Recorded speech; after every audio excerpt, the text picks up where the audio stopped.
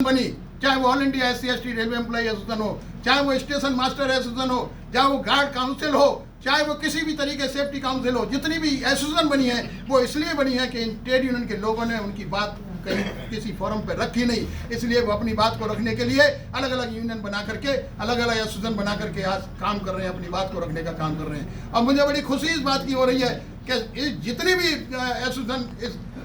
Rail के अंदर चल रही है उन सब ने मिलकर के BRKU को सपोर्ट करने का काम किया है, BRMS को सपोर्ट करने का काम किया है। इसी क्रम में all India SC/ST railway employ association ने इनको सपोर्ट करने का काम किया है। आज आपके ऊपर बड़ी जिम्मेदारी बनती है, आज आपके मान सम्मान की लड़ाई है, मजदूरों के मान सम्मान की लड़ाई है, मजदूरों के अधिकारों की लड़ाई है, क्योंकि जैसे कि हमने कहा कि अपनी लड़ाई लड़ने में हम सक्षम हैं।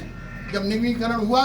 तो हमने पूरे देश के अंदर एक दिन के लिए पूरे जितने भी जोनल हेडक्वार्टर थे all India SC/ST railway employ association ने एक धरना प्रदर्शन किया, और करने के बाद जब हम माननीय मंत्री जी से मिले तो माननीय मंत्री जी अश्विनी वैष्णव जी हमें आश्वासन दिया और कहा कि मेरे रहते हुए रेल के अंदर निगमीकरण नहीं होगा, और हुआ भी नहीं।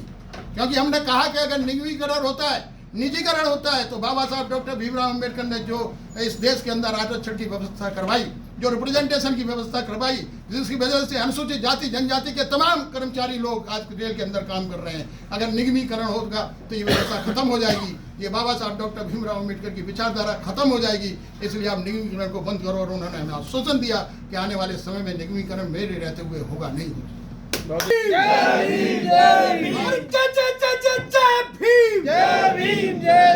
BRKU को जिताने के लिए पूरी मेहनत से काम करें, पूरी ताकत से काम करें, मजदूरों के मान सम्मान के लिए, मजदूरों के अधिकारों को दिलाने के लिए काम करें। और हमारे भाई इंद्रजीत जी, अगर ये जब मैंने कहा था ये आ जाते 1 महीने पहले, तो मैं समझता हूँ पूरे देश का नक्शा बदल के रख देते हैं। तो इस बात से एक एक कर्मचारी को कन्विंस करने का काम कीजिए, एक एक कर्मचारी को बताने का काम कीजिए कि जो लोग भ्रमित करने का काम कर रहे हैं वो गलत कर रहे हैं, क्योंकि हम जो काम करने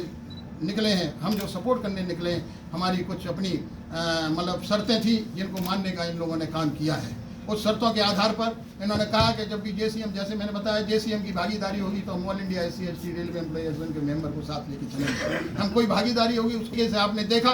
कि प्रेम की भागीदारी हम लोगों को मिली, SBF की भागीदारी मिली। एक उदाहरण मैं देना चाहता हूँ, सदर्न रेलवे के अंदर जब से प्रेम की भागीदारी मिली है, नहीं होने दी।